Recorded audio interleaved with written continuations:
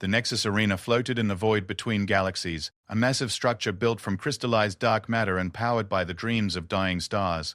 For 3,000 years it had served as the ultimate proving ground, where disputes between species were settled not through diplomacy, but through demonstrations of raw power.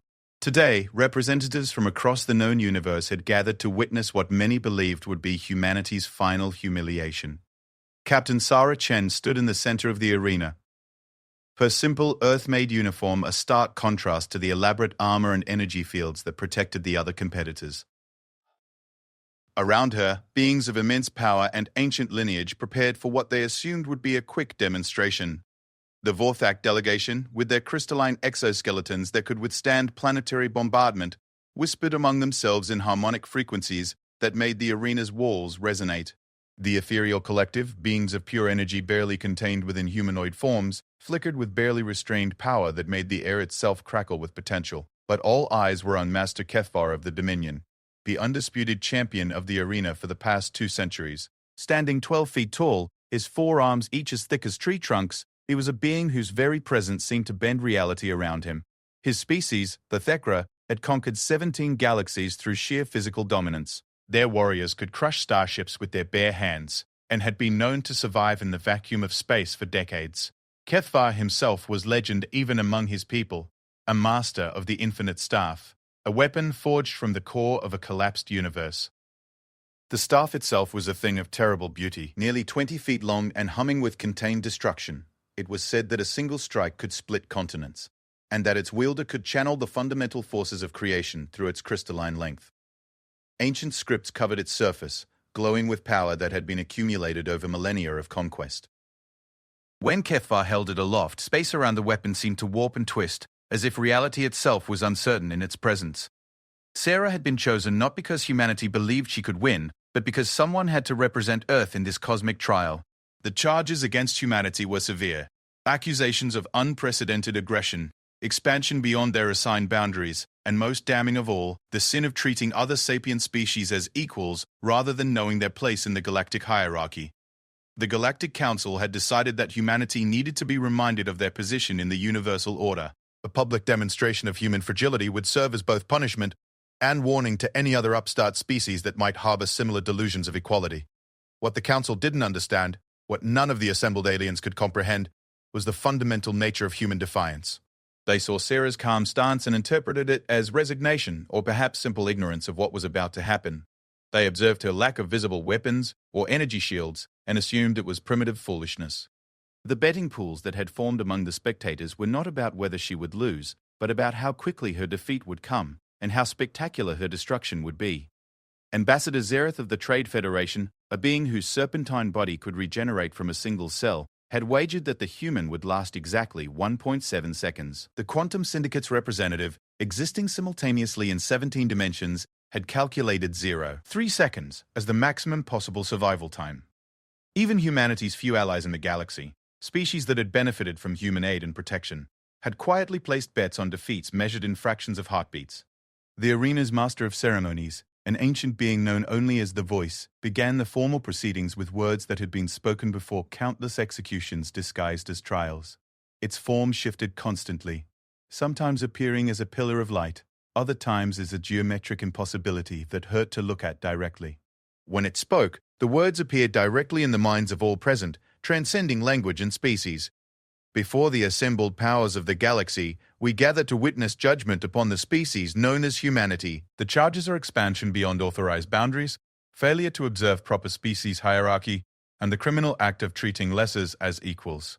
Master Kethvar of the Dominion will demonstrate the folly of human arrogance. Let all who witness understand the price of defying the natural order.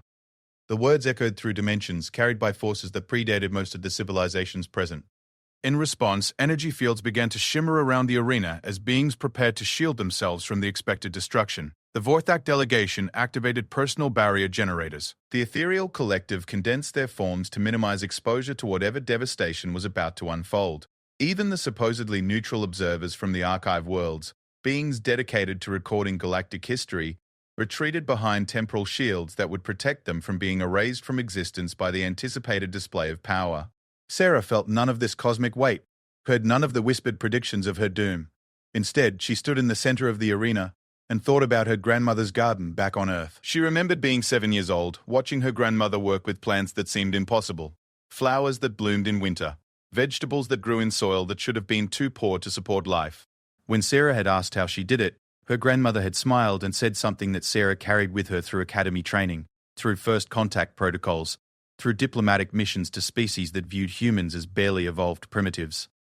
The secret, little one, is that everything in the universe wants to live, wants to grow, wants to be better than it was. Sometimes you just have to show them that it's possible. Master Kethvar raised the infinite staff, and the arena fell silent except for the humming of contained power. Energy coursed along the weapon's length, building to levels that registered on instruments across 3 solar systems. The staff began to glow with light that wasn't quite light, a radiance that seemed to come from directions that didn't exist in normal space. Reality warped around it, creating visual distortions that made observers' eyes water and their minds struggle to process what they were seeing. The Thekra Master spoke for the first time, his voice carrying harmonics that made the arena's structure resonate like a struck bell. Human female, your species has forgotten its place in the order of things. This demonstration will serve as education for any who might repeat your errors. Your death will be quick, but the lesson will endure for millennia. Sarah looked up at the towering figure, at the weapon that contained enough power to sterilize worlds, at the assembled representatives of civilizations that spanned galaxies. She thought about every human who had ever been told they were too small, too weak, too young, too old, too different to matter. She thought about every time someone had tried to put humanity in its place, and every time humans had politely declined to stay there. Then she smiled. It wasn't a predatory smile or a challenging grin. It was the same expression she might have worn while watching her grandmother's impossible flowers bloom in the depths of winter. It was quiet satisfaction mixed with anticipation, the look of someone who knew a secret that was about to stop being secret. "Master Kethvar," she said, her voice carrying clearly through the arena without technological amplification.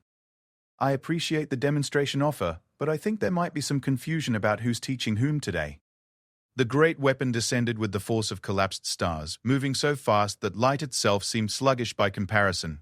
Energy fields shrieked as they were torn apart by the staff's passage. The arena's structure groaned under gravitational stresses that threatened to tear holes in space-time itself. Instruments designed to measure cosmic phenomena overloaded and shut down rather than attempt to quantify the forces at play. Every being in the arena had the same thought as they watched the killing blow descend. This was it. The moment when humanity would learn the same lesson that had been taught to every other upstart species in galactic history. Power was not negotiable. Strength was not subject to debate. The natural order would reassert itself, as it always had, as it always would. The staff struck with enough force to crack moons. Sarah caught it between the index and middle fingers of her right hand. The arena fell silent in a way that went beyond mere absence of sound. It was the silence of fundamental assumptions being shattered, of natural laws being politely asked to step aside, of the impossible happening with such casual ease that reality itself seemed to pause and reconsider its options. Master Kethvar strained against the grip, pouring more power into the staff, channeling forces that could reshape solar systems. The weapon blazed with energy that made stars seem dim by comparison. Gravitational waves rippled out from the point of contact, strong enough to be detected by civilizations in neighboring galaxies. The very fabric of space began to warp and buckle under the pressure. Sarah's fingers didn't move. She wasn't straining. She wasn't channeling exotic energies or manipulating fundamental forces. She was simply holding a stick that someone was trying very hard to move, the same way she might have held a branch that a determined child was trying to pull from her grasp. Her expression remained pleasant, almost fond, as if she was dealing with an enthusiastic student who was trying just a little too hard to impress. "You know," she said conversationally, as if she weren't currently preventing the movement of a weapon that contained the compressed power of dying universes. "This reminds me of something my grandmother used to say. She had this garden, you see, and people were always telling her that the thing she was trying to grow couldn't possibly work. Wrong soil, wrong climate, wrong season. But she had this theory that the problem wasn't with the plants or the conditions. The problem was that people kept forgetting the most important rule of gardening." Master Kethvar's forearm strained against the impossible resistance. His entire body began to glow with power as he channeled not just his own strength, but the collective might of his species' warrior tradition. Energy coursed through him in patterns that had been perfected over millions of years of conquest.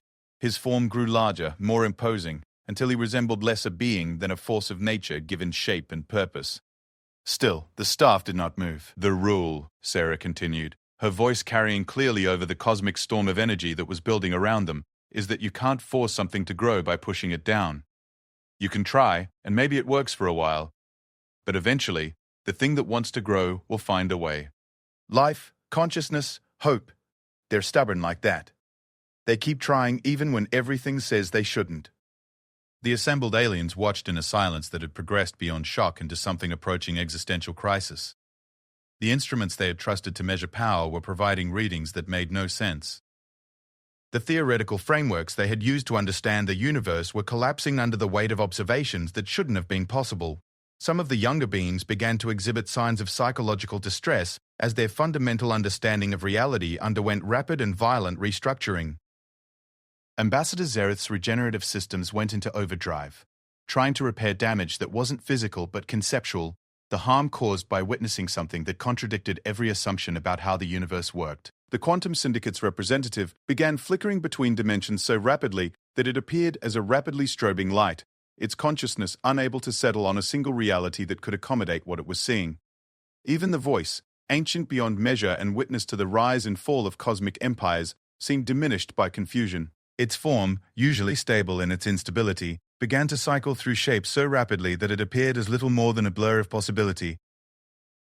But Sarah Chen, human female, citizen of a species that had only discovered fire a few 100,000 years ago, continued to hold a weapon of cosmic destruction between two fingers with the same casual ease that she might have used to catch a falling leaf. "The thing about humans," she said, and now her voice carried a different quality, something that made even the most powerful beings in the arena lean forward to listen, "is that we've never been very good at accepting that something can't be done.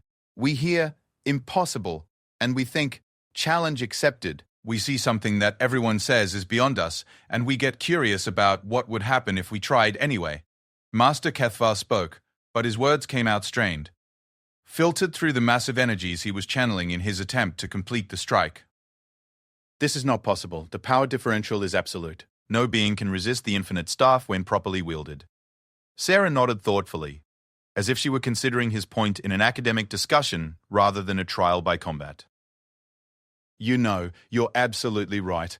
According to everything we know about physics, energy manipulation, and the fundamental forces of the universe, what I'm doing right now shouldn't be possible. The power you're channeling should have reduced me to component atoms several minutes ago."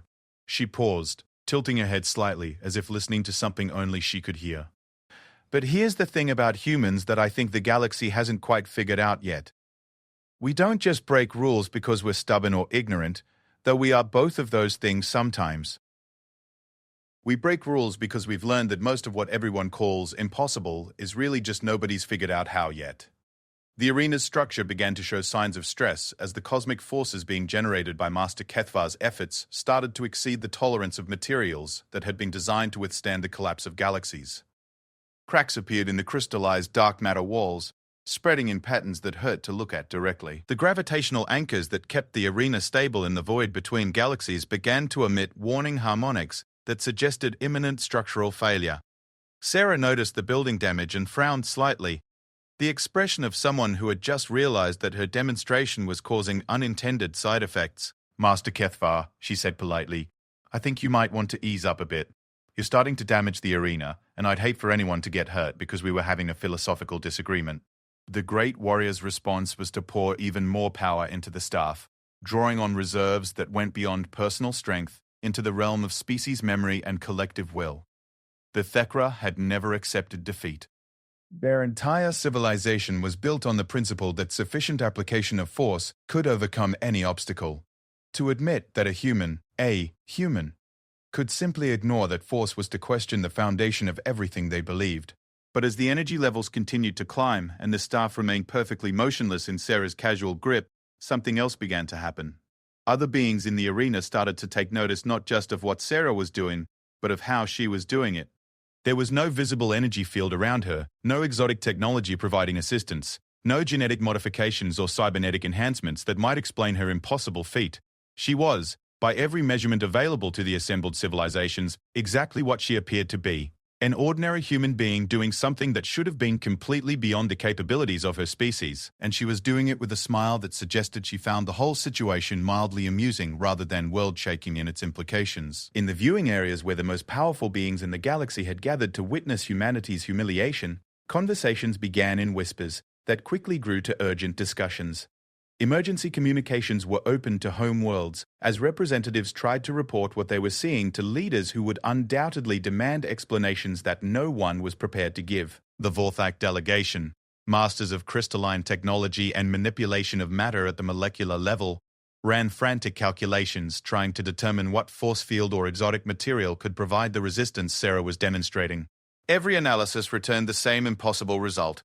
There was nothing there but human tissue and bone, somehow providing resistance equivalent to the structural integrity of a neutron star. The Archive World's observers, beings whose entire purpose was to record and understand galactic history, found themselves faced with an event that challenged their fundamental frameworks for categorizing reality. Emergency sessions were called as scholars tried to determine what new chapter in cosmic understanding they were witnessing, or if they were simply observing the breakdown of observation itself. But perhaps most significantly, in the sections of the arena reserved for species that existed on the edges of galactic civilization, the young races, the recently contacted civilizations, the peoples who had been told repeatedly about their place in the universal hierarchy, a different kind of conversation was beginning. Representatives who had never spoken to each other before found themselves making eye contact. Beings who had accepted their assigned roles in the cosmic order began to whisper questions that they had never dared ask before. If a human could do this, if someone from a species that was barely past their home star could simply catch and hold a weapon that was supposed to be beyond the reach of physical resistance, then what other assumptions about power and hierarchy might be worth questioning? Sarah seemed completely unaware of the philosophical revolution that was beginning to ripple through the arena's observers.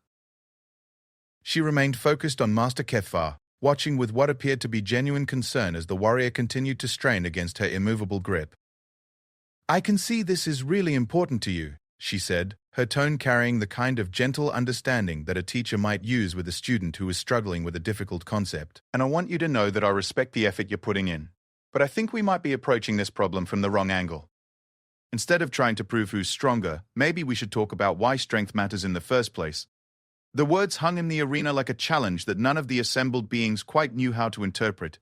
For 3 millennia, the Nexus Arena had been a place where might made right, where the strongest voice was the only voice that mattered. Philosophical discussions were for academic conferences and diplomatic retreats, not for trials of strength that would determine the fate of entire species. Master Kethvar's response came in the form of raw fury channeled through the infinite staff. The weapon began to resonate at frequencies that touched not just physical matter, but the fundamental particles that made up existence itself. Energy cascaded through dimensions that most beings couldn't even perceive, drawing power from sources that existed in the spaces between realities. The staff's ancient inscriptions flared to life, each symbol representing a conquered world, a defeated enemy, a civilization that had learned to know its place. Still, Sarah's 2 fingers held it motionless. Around the arena, emergency barriers began to activate as the sheer volume of energy being channeled threatened to overwhelm even the advanced protective systems. The ethereal collective, beings of pure energy themselves, began to flicker and fade as they struggled to maintain coherence in the face of forces that dwarfed their own substance. Several of the younger representatives from species that lived primarily in digital realms found their consciousness struggling to process data streams that were approaching infinite volumes. But in the midst of this cosmic storm, Sarah continued to speak with the calm tone of someone discussing weather patterns or gardening techniques. "You know, I've been thinking about this ever since we got the invitation to your trial," she said, completely ignoring the fact that reality was beginning to warp around them. "The whole concept of using strength to determine who gets to make decisions. It's not that it doesn't make sense from a certain perspective. In nature, the strongest often survive, the most aggressive often claim territory, the most powerful often get to eat first. But here's what I find interesting about that model." She paused, not for dramatic effect, but as if she genuinely needed a moment to organize her thoughts while casually preventing the movement of a weapon that was currently channeling enough power to ignite dead stars. "It assumes that survival is the only thing that matters. That being first in line for food is the highest achievement. That claiming territory is more important than figuring out how to share it. And maybe that works fine when you're talking about individual animals competing for limited resources.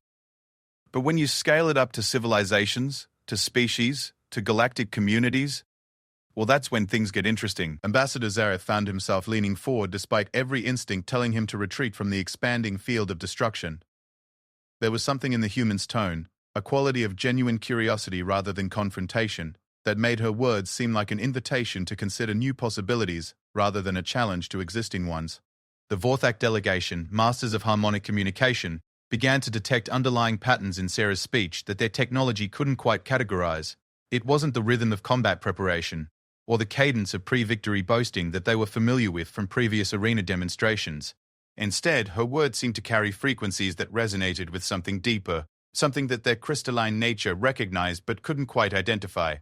Master Kethvar, still straining against the impossible resistance, managed to speak through gritted teeth. Strength determines worth. Power decides truth. This is the way of the universe since the first star ignited. Your words mean nothing against force. Sarah nodded thoughtfully, as if he had made an excellent point that deserved careful consideration, and that's definitely one way to look at it. Strength determining worth, power deciding truth. It's clean, simple, easy to measure. No ambiguity, no room for argument. The strongest being in the room gets to make all the decisions, and everyone else gets to live with the consequences. The arena's master of ceremonies, the voice, flickered through a rapid series of forms as it attempted to process what was happening. Its ancient intelligence, vast beyond the comprehension of most organic beings, found itself facing a scenario that existed outside all previous patterns. In 3,000 years of arena trials, it had witnessed demonstrations of incredible power, displays of exotic abilities that bent the laws of physics, and conflicts that had redefined entire species' understanding of what was possible. But it had never seen someone treat a cosmic display of force as the opening statement in a philosophical discussion. However, Sarah continued, and somehow that single word carried more weight than the ocean of energy that Master Kethvar was pouring into his staff, I can't help but notice that this approach has some interesting limitations.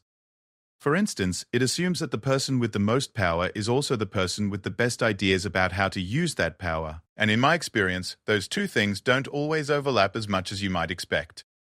She gestured with her free hand, the one that wasn't casually stopping the movement of a weapon that could crack planets, toward the assembled representatives. Look around this arena. You have beings here who have mastered technology that can manipulate matter at the quantum level.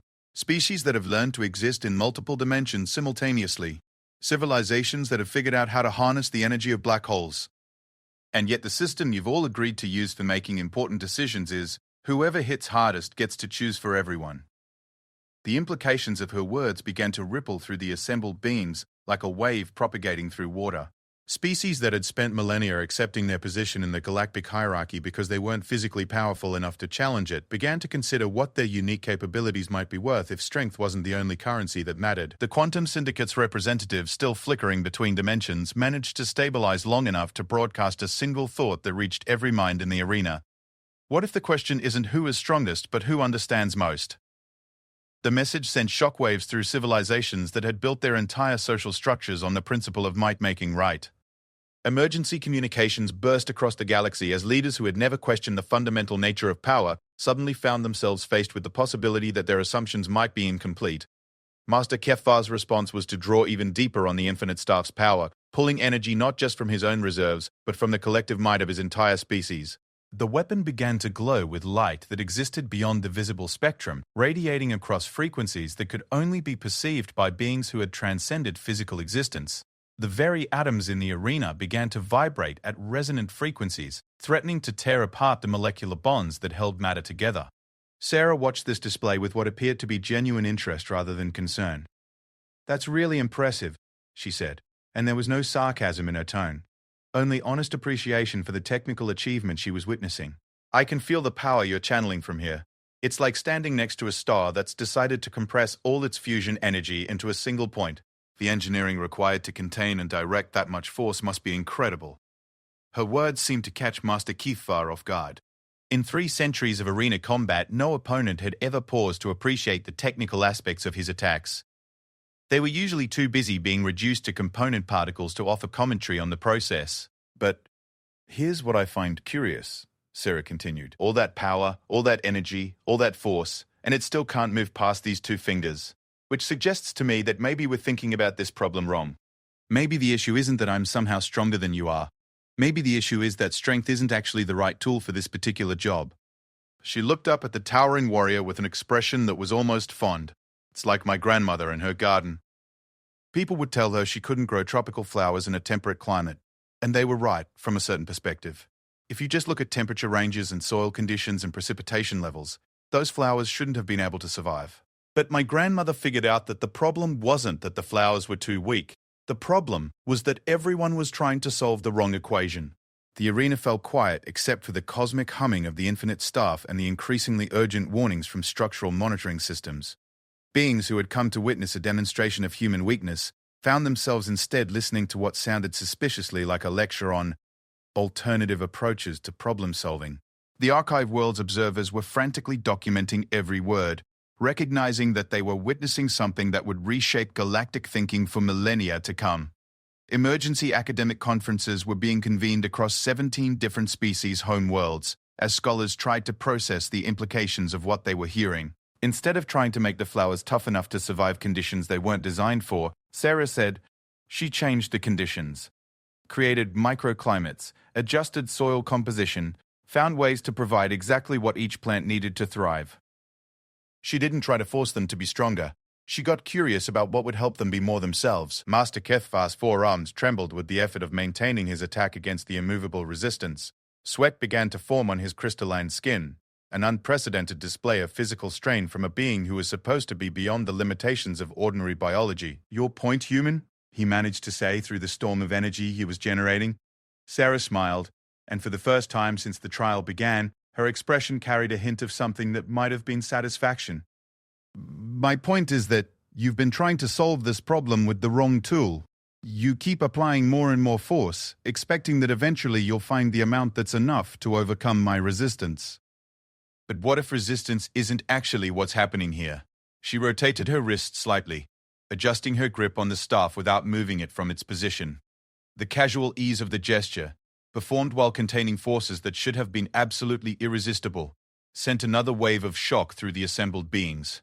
What if, instead of me being stronger than you, I'm just approaching this whole situation from a completely different direction? What if the reason your staff isn't moving isn't because I'm stopping it, but because I'm doing something else entirely? The question hung in the arena like a puzzle piece that didn't fit any of the existing frameworks for understanding reality. Beings who had spent their entire existence categorizing phenomena into neat hierarchies of power and influence found themselves faced with a possibility that existed outside their classification systems.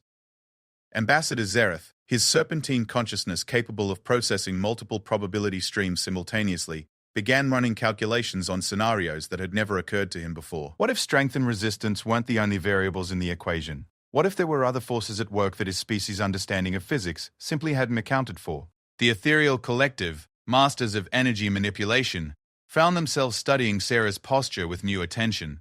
They had assumed that her casual stance indicated either ignorance or resignation. Now they began to consider the possibility that it might represent something else entirely, a different approach to interacting with force that their own energy-based existence had never encountered.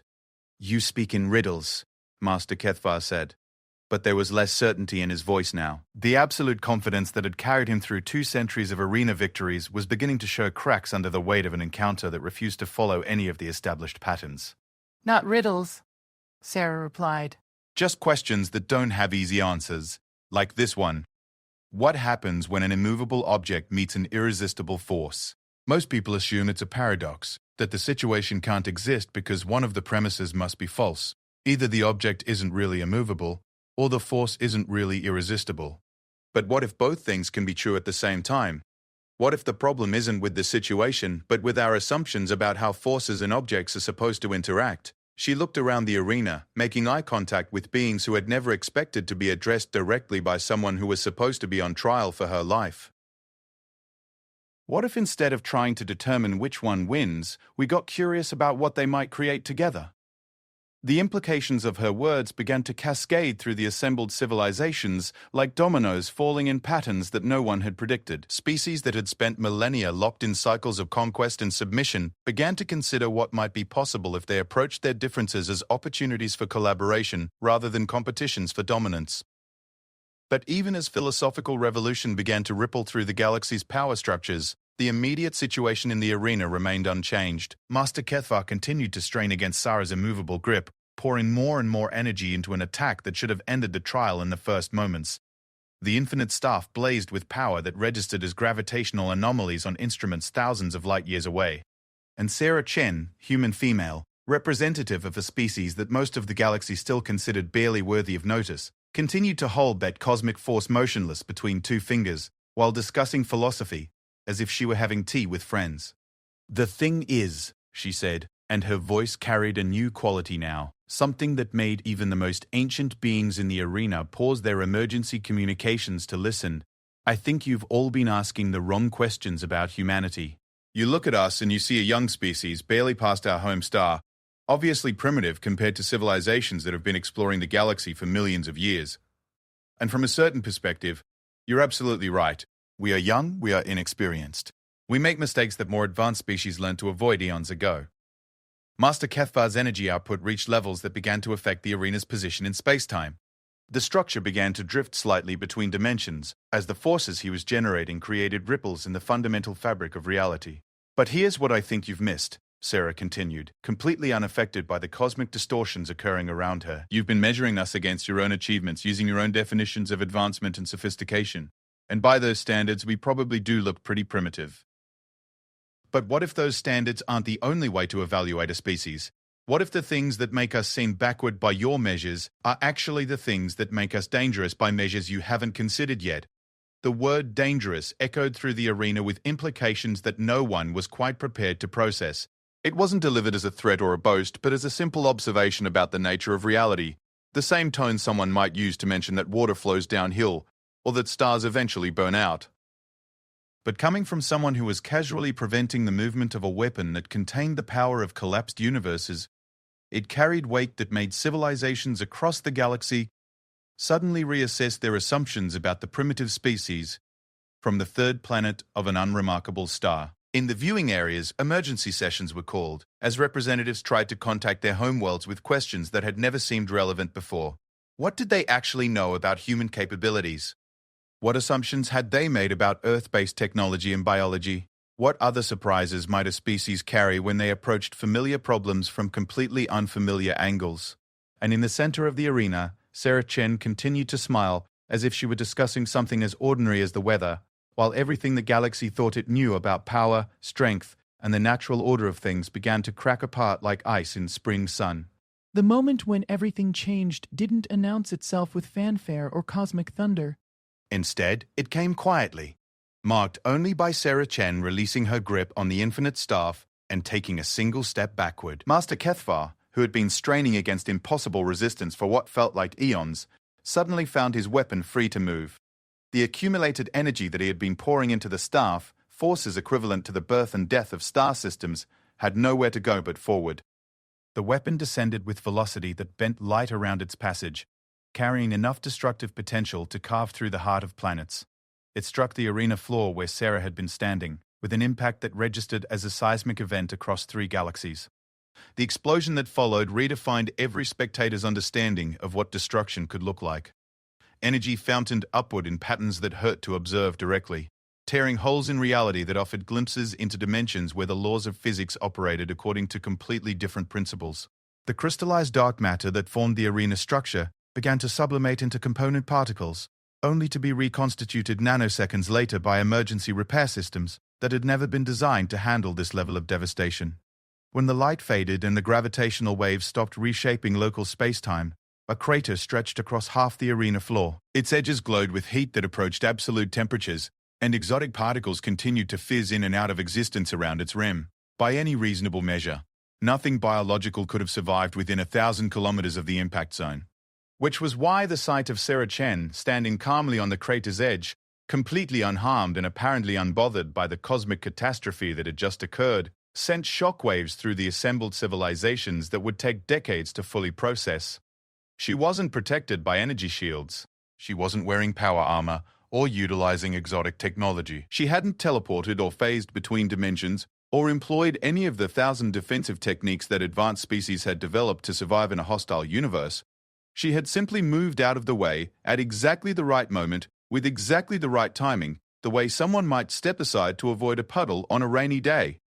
Master Kethvar stared at the destruction his weapon had caused, then at the human who stood observing it with what appeared to be academic interest. For the first time in his 3 centuries of existence, the great warrior found himself completely without words. "That was really something," Sarah said, her tone carrying genuine appreciation as she examined the crater. "I mean, I knew the theoretical energy output of your weapon was impressive, but seeing it demonstrated like this really drives home the level of mastery required to control those forces. The precision, the focus, the sheer technical achievement, it's remarkable work." She walked around the edge of the crater, apparently unbothered by radiation levels that should have been instantly lethal to any organic being. Her steps were casual, unhurried, the gait of someone taking an evening stroll through a park rather than navigating the aftermath of cosmic destruction. "But I think this illustrates my point about approaching problems from different angles," she continued. "You were trying to hit me with a weapon designed to overwhelm any possible defense. Perfectly reasonable strategy, and clearly effective against anything that tries to resist or deflect or absorb the attack. The problem was that I wasn't trying to resist or deflect or absorb anything." She paused at a point where exotic matter was still crystallizing out of the air, forming geometric patterns that existed in dimensions normal space couldn't accommodate. "I was just trying to not be there when the attack arrived, which, when you think about it, is a completely different problem that requires a completely different solution." The implications of her words began to ripple through the arena's observers, like shockwaves propagating through water. Species that had spent millennia developing better armor, stronger shields, and more powerful defensive technologies suddenly found themselves considering the radical possibility that the best defense might not involve trying to stop attacks at all. The Vorthak delegation, masters of crystalline technology and molecular manipulation, began emergency consultations as they tried to recalculate their entire defensive philosophy. If survival didn't require meeting force with greater force, if it could be achieved through something as simple as not being in the path of destruction, then what did that mean for warfare, for territorial disputes, for the basic assumptions that governed galactic politics? Ambassador Zareth, his serpentine consciousness capable of processing multiple probability streams simultaneously, found himself running scenarios that had never occurred to him before. What if the key to surviving confrontations with superior force wasn't becoming strong enough to resist that force, but becoming agile enough to make it irrelevant? But it was the voice, ancient and vast beyond the comprehension of most organic minds, that managed to articulate the question everyone was thinking. Its form stabilized into something resembling a pillar of crystallized sound as it spoke directly into the consciousness of every being present. "Human female, you demonstrate abilities that exist outside established parameters for your species. Explain the mechanism by which you achieve these results." Sarah tilted her head slightly, considering the question with the same thoughtful attention she had given to everything else in this impossible trial. "You know, that's a really good question, and I think the answer gets to the heart of what makes humans different from most of the species we've encountered so far." She gestured toward the assembled representatives, beings whose civilizations spanned galaxies and whose technologies could manipulate the fundamental forces of reality. "All of you have achieved incredible things by becoming very, very good at specific approaches to problems. The Thekra became masters of direct force application. The Vorthak perfected matter manipulation. The ethereal collective learned to exist as pure energy. Each species found their particular strength and developed it to extraordinary levels. Master Kethvar, still struggling to process what had just occurred, managed to speak. And humans? What is your particular strength?" Sarah's smile widened, and for the first time since the trial began, there was something in her expression that hinted at the vast implications of the conversation they were having. "Our particular strength," she said, "is that we never settled on just one approach. We're not the strongest species in the galaxy, or the smartest, or the most technologically advanced. We're not masters of energy manipulation, or quantum mechanics, or dimensional engineering. But we are the best generalists you've probably ever encountered." She began walking again, this time moving with a flowing grace that seemed to respond to gravitational fields and air currents that no one else could detect. "Every human learns dozens of different ways to solve problems, often contradictory ways that shouldn't work together. We study physics and poetry, mathematics and music, engineering and philosophy. We approach every challenge from multiple angles simultaneously, and we're comfortable with solutions that don't fit neatly into any single category. The arena's emergency repair systems finally managed to stabilize the damage from Master Kethvar's attack, rebuilding the crystallized dark matter structure with materials drawn from parallel dimensions. But even as physical reality reasserted itself, the conceptual damage to established thinking continued to spread. Take this situation, for example, Sarah said, gesturing toward the now repaired arena floor. Master Kethvar approached it as a combat problem requiring a combat solution. He brought a weapon designed to overcome any possible resistance and applied it with maximum force. Perfectly logical approach for someone whose species has achieved dominance through superior applications of power. She looked up at the towering warrior with an expression that was almost fond. But I approached it as a conversation problem requiring a conversation solution. Instead of trying to match your force or develop a defense against your weapon, I treated the whole thing as an opportunity to discuss different ways of thinking about strength and competition and what it means to win. The words hung in the arena like puzzle pieces that almost formed a picture, but not quite. Beings who had spent their entire existence thinking in terms of clear categories. Strength versus weakness, victory versus defeat, dominance versus submission, found themselves faced with the possibility that reality might be far more complex and interesting than their frameworks could accommodate. But the resistance you demonstrated, Master Kethvar said, his voice carrying genuine confusion for the first time in centuries. The ability to stop the infinite staff with 2 fingers. That was not conversation, that was force meeting force. Sarah nodded thoughtfully. You're absolutely right. That was force meeting force. But here's the thing about humans that I think the galaxy hasn't figured out yet. We don't just learn different approaches to problems. We learn how to use multiple approaches at the same time. She held up her right hand, the one that had so casually stopped a weapon capable of destroying worlds. When you struck with the staff, I approached the problem from several different angles simultaneously. Part of me was having a conversation about philosophy and power structures. Part of me was solving a physics problem involving energy redirection and force distribution. Part of me was performing what my grandmother would have called a gardening technique, creating the right conditions for growth, rather than trying to force a particular outcome. The assembled beings stared at her hand, as if it might suddenly reveal secrets that would reshape their understanding of reality, which in a way it was about too.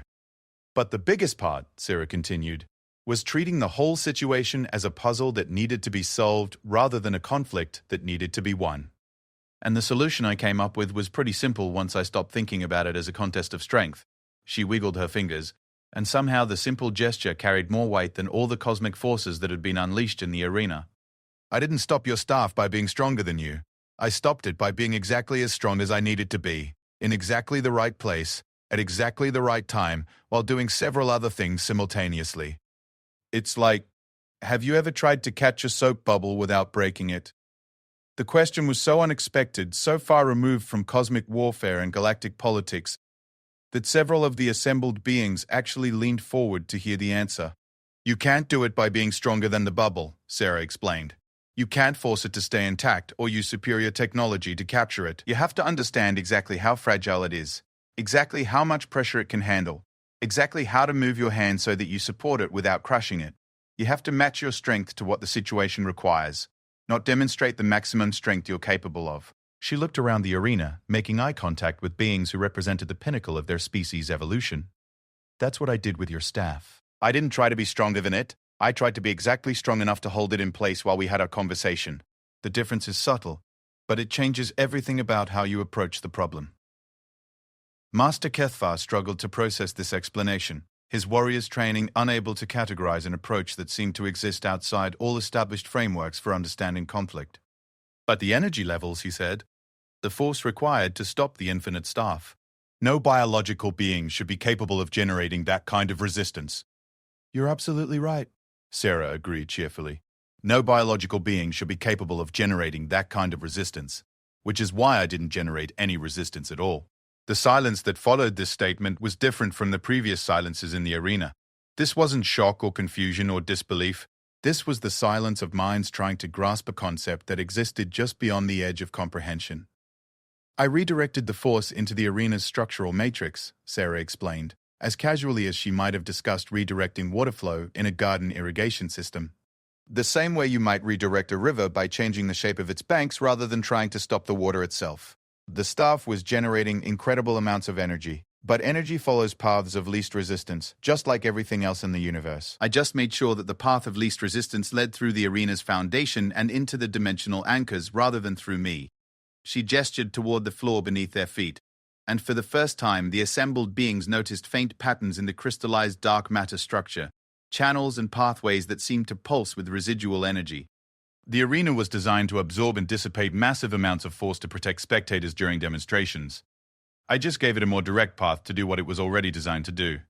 Your staff wasn't fighting my strength. It was fighting the structural integrity of a construction that was specifically built to contain cosmic-level destruction. The implications of her explanation cascaded through the assembled civilizations like dominoes falling in patterns that revealed the shape of assumptions no one had realized they were making. If humans could perceive and manipulate systems at this level while making it appear as simple as catching soap bubbles, what other capabilities might they possess that had been overlooked or misunderstood?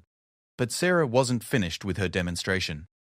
Which brings us to the interesting part of today's trial, she said. And something in her tone made every being in the arena suddenly pay much closer attention. Because stopping your attack was really just the warm-up exercise. The real question isn't whether humans can defend ourselves when challenged. The real question is what happens when we decide to stop being defensive and start being creative instead. She smiled, and this time her expression carried implications that sent emergency alert signals racing across 17 different galaxy-spanning civilizations. Would you like to see what that looks like? The arena fell into a silence so complete that it seemed to absorb sound rather than simply represent its absence. Every being present understood, with a kind of instinctive certainty that transcended conscious thought, that they were about to witness something that would fundamentally alter their understanding of what was possible. Sarah Chen stood at the edge of the crater created by Master Kethvar's attack, her posture relaxed and her expression thoughtful. To outside observers, she appeared to be doing nothing more significant than considering her next words. But instruments across the arena began registering subtle changes in local space-time that suggested something far more complex was occurring. She said, and her voice carried clearly through the arena without technological amplification. I've been thinking about this trial ever since we received the invitation. The charges against humanity, the accusations of overstepping our place in the galactic hierarchy, the assumption that we needed to be taught a lesson about the natural order of things. She began walking slowly around the crater's perimeter, and as she moved, the assembled beings noticed that her footsteps were creating small but measurable distortions in the arena's gravitational field. Nothing dramatic or threatening, just tiny ripples in the fabric of space-time that followed her movement like a wake following a ship through water. And I realized that the fundamental problem isn't really about strength or power or who deserves to make decisions for whom. The fundamental problem is that we've all been thinking about this situation as if there were only two possible outcomes. Either humanity accepts its assigned place and learns to stay there, or humanity gets destroyed as an example to other species who might harbor similar ambitions. Master Kethvar, still gripping the infinite staff but no longer attempting to attack, found himself listening with an attention that surprised him. His warrior's training had prepared him for many things, but not for the possibility that a trial by combat might transform into something resembling a university lecture on alternative approaches to conflict resolution.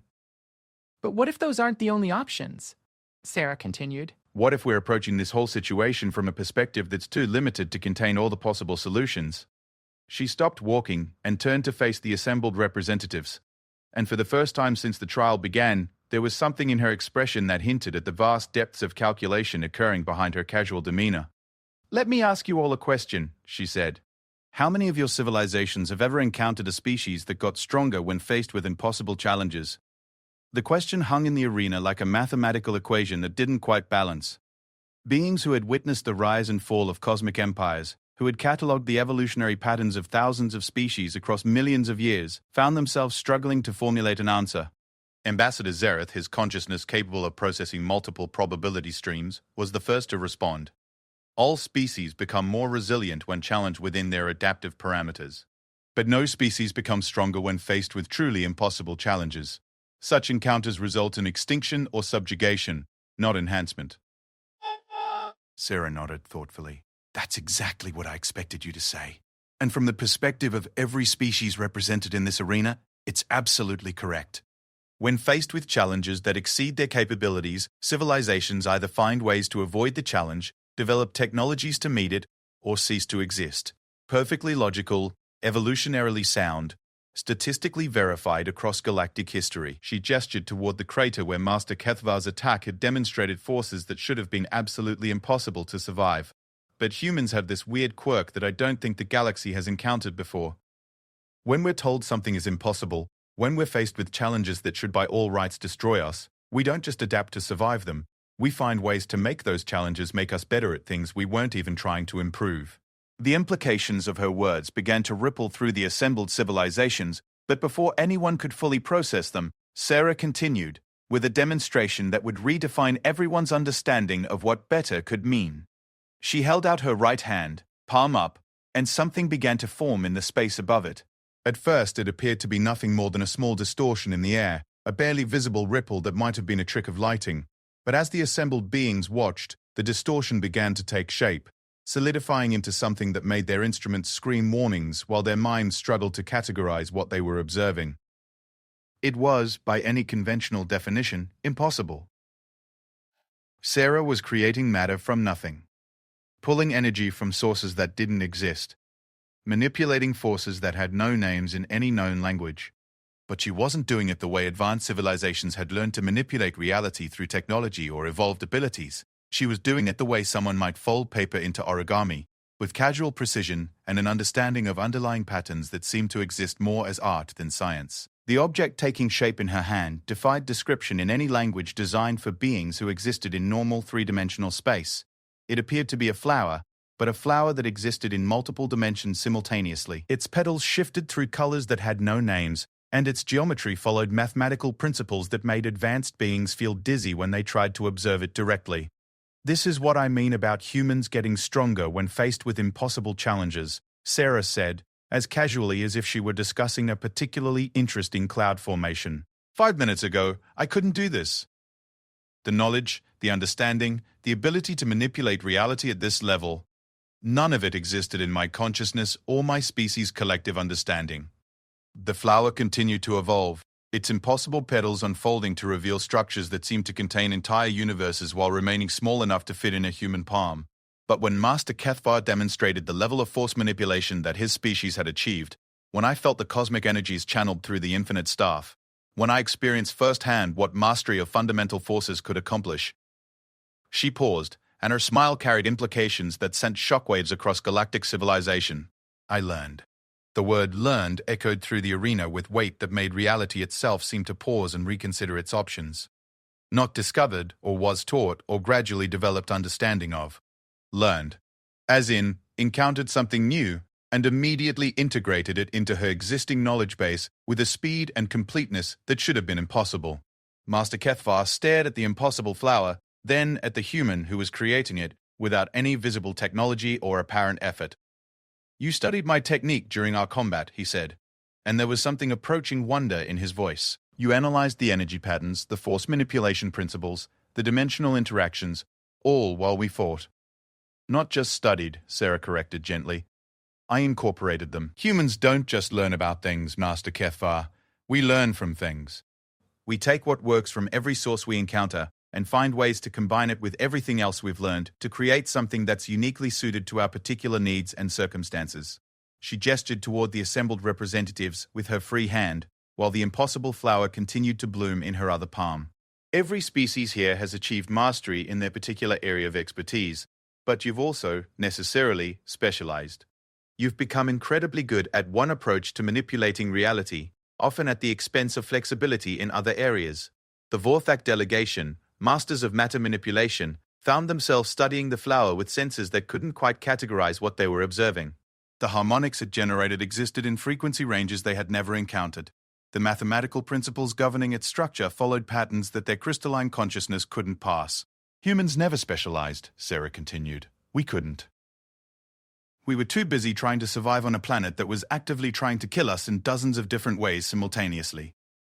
So we learned to be adaptable. We learned to take whatever worked from wherever we could find it and combine it with whatever else we had available to create solutions to problems we'd never encountered before. The ethereal collective, beings of pure energy who had transcended physical form eons ago, found themselves experiencing something they hadn't felt in millions of years: confusion. The human was demonstrating abilities that should have required their level of evolutionary advancement, but she was doing it while remaining stubbornly biological, stubbornly physical, stubbornly tied to the material reality they had long since abandoned. "But here's what makes this really interesting," Sarah said, and the flower in her hand began to emit light that existed in spectrums that most beings couldn't perceive but somehow found beautiful anyway. "I'm not doing this by becoming something other than human. I'm not transcending my biology or abandoning my physical nature or evolving beyond my species' limitations. I'm doing it by becoming more human than I was 5 minutes ago." She looked directly at the voice, the ancient entity that had overseen trials in the arena for longer than most civilizations had existed. You asked about the mechanism by which I achieve these results. The answer is that humans don't just adapt to challenges, we incorporate them. Every impossible thing we encounter doesn't destroy us or teach us our place. It becomes part of what we're capable of, part of what defines us as a species. The implications of her words began to cascade through the assembled beings like a revelation that redefined the nature of evolution itself. If humans could encounter advanced technologies, powerful abilities, or cosmic forces and simply add them to their repertoire while remaining fundamentally human, then what were the limits of their potential growth? More importantly, what did it mean for the rest of the galaxy when a species with that capability was no longer content to accept assigned limitations? "The flower is beautiful."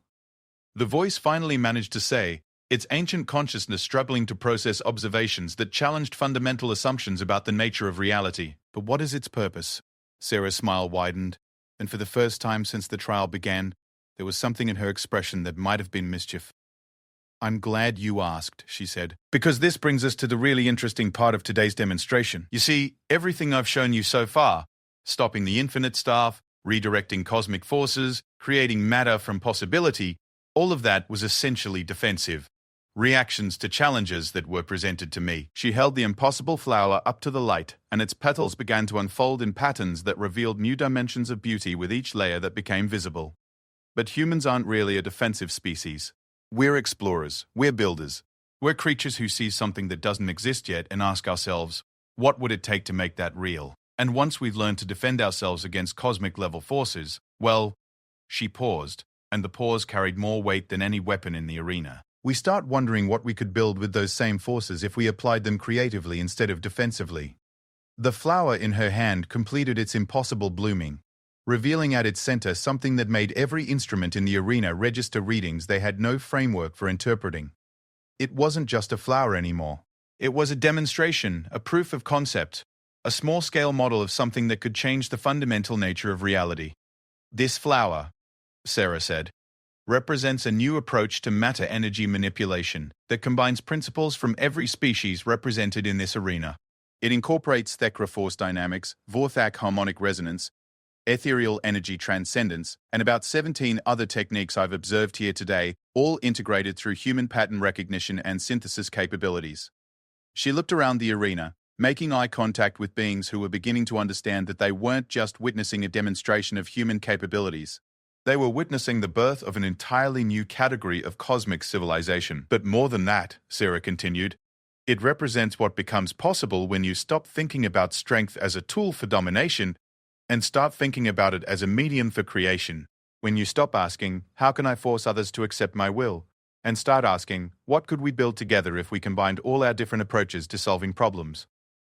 The flower began to emit harmonics that every species in the arena could perceive and appreciate, despite the fact that their sensory systems operated on completely different principles. It was as if the impossible bloom was translating itself into whatever form of beauty each observer was capable of understanding.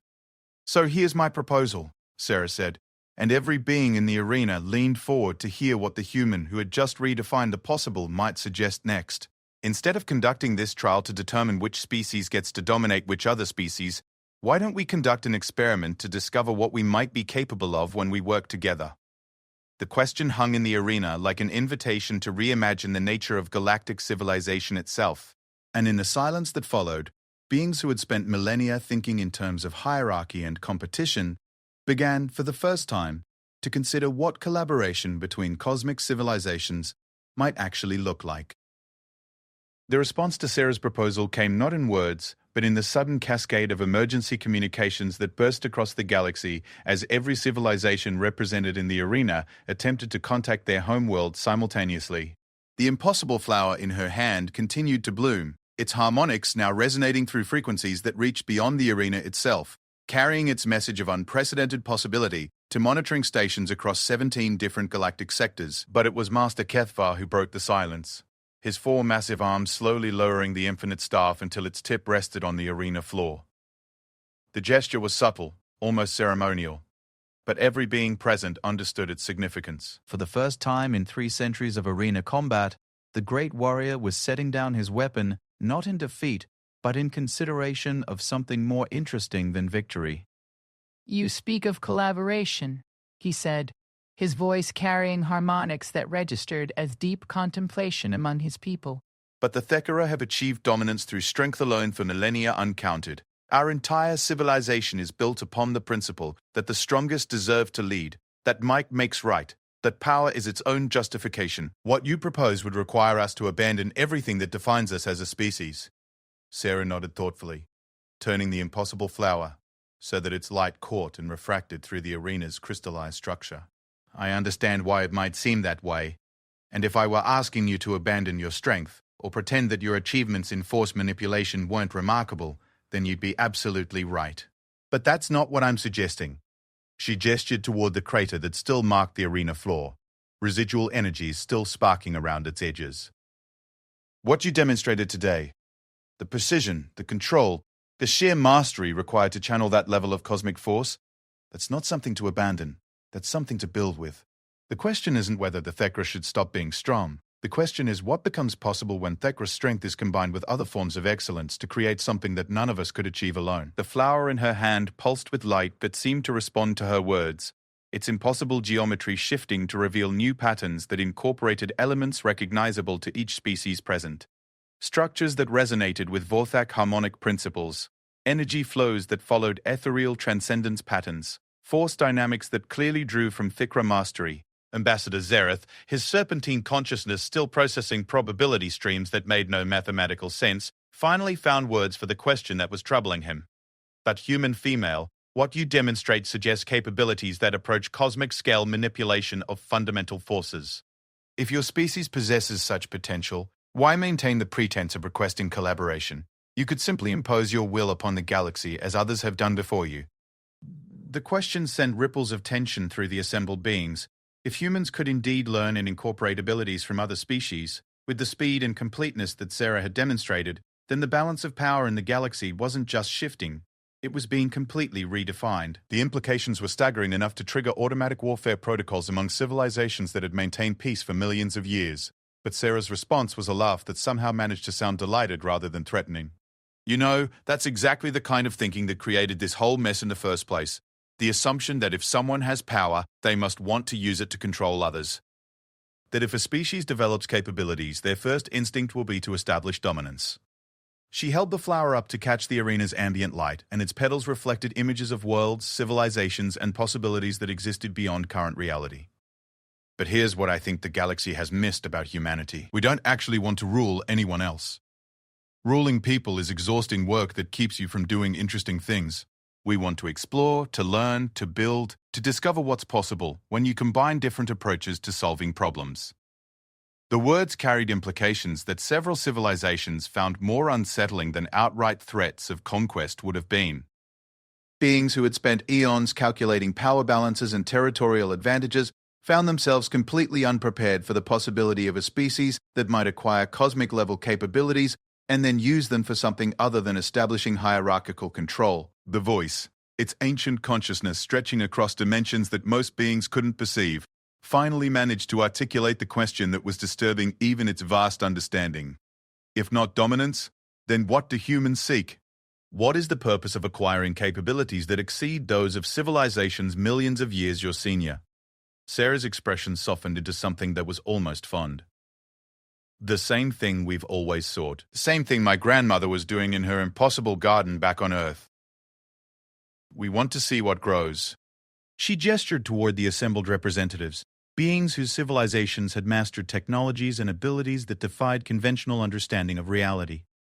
Look around this arena. You have species here who have learned to exist as pure energy, beings who can manipulate matter at the quantum level, civilizations that have mastered dimensional engineering and cosmic scale force manipulation. Each of you represents millions of years of evolution, countless generations of accumulated knowledge, and achievements that individually would be enough to establish galactic dominance. The flower began to emit new harmonics, frequencies that seemed to resonate with something deep in the consciousness of every being present. But you've all been so focused on establishing and maintaining your individual supremacies that you've never seriously explored what might be possible if you worked together. You've been gardening in separate plots, each trying to grow the biggest flowers, instead of wondering what might bloom if you combined your different approaches to cultivation. Master Kethvar, still gripping the infinite staff but no longer as a weapon, found himself considering possibilities that warrior training had never prepared him for. You speak as if such collaboration was simple, but our species have fundamental differences in biology, consciousness, and basic approaches to existence. The Thekra operate through direct force application. The ethereal collective has transcended physical form entirely. The Vorthak exist in harmonic resonance with crystalline structures. How could such different approaches possibly be integrated? Sarah's smile widened, and she held the impossible flower closer to the arena's center, where its light could reach every observation deck simultaneously. The same way this flower integrates them, not by making everyone the same, not by forcing different approaches into identical patterns, but by finding the underlying principles that connect them and creating something that celebrates those differences while transcending their limitations. The flower began to unfold again, revealing layers of complexity that incorporated not just the techniques she had observed, but possibilities that extended beyond what any single species had imagined, patterns that suggested applications of combined knowledge that could reshape the fundamental nature of reality itself. "What I'm proposing," Sarah said, and her words carried across the arena with weight that made cosmic civilizations pause their emergency deliberations to listen, "is that we stop thinking about galactic politics as a zero-sum game where one species' advancement must come at another's expense. Instead, let's approach it as a collaborative research project where everyone's contributions make everyone else's work more effective." She looked directly at each delegation in turn, making eye contact with beings who represented the pinnacle of evolutionary achievement. The Thekra have mastered force dynamics that could provide the foundation for construction projects on scales that have never been attempted.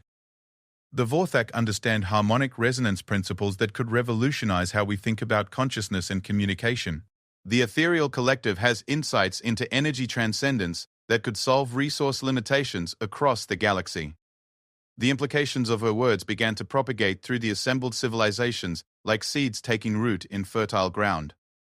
Emergency committees formed as species began to consider what their unique capabilities might contribute to collaborative efforts.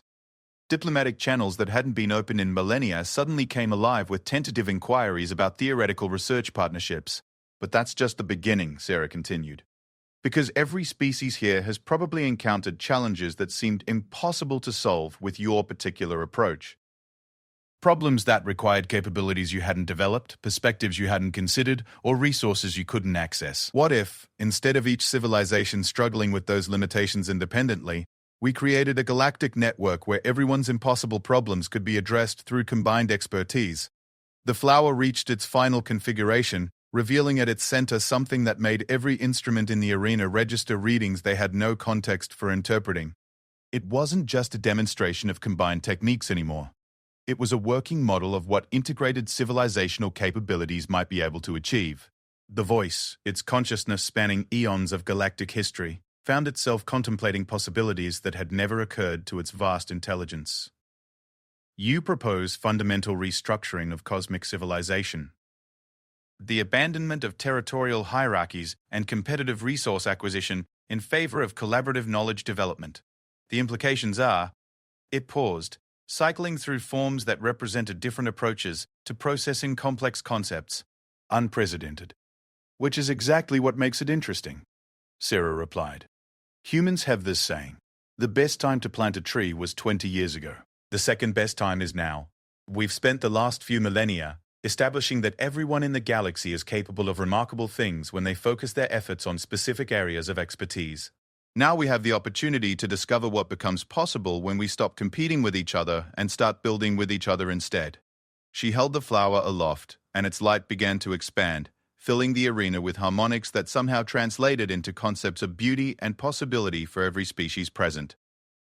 My grandmother always said that the secret to growing impossible things was creating the right conditions for growth, not forcing plants to be stronger than their nature allowed, but giving them exactly what they needed to become the best version of what they already were. The flower's light reached the arena's edges, and for a moment, every being present could see what it represented. Not just a fusion of existing techniques, but a glimpse of what galactic civilization might become if cooperation replaced competition as the driving force behind cosmic development. Master Kethvar was the first to speak into the silence that followed. If we were to consider such collaboration, what would be required of the Thekra? What contribution would justify our participation in this experiment? Sarah's expression brightened with genuine enthusiasm. Exactly the same thing that justified your dominance, your unmatched mastery of cosmic-scale force manipulation. But instead of using it to establish territorial control, imagine applying it to construction projects that could benefit entire galactic regions.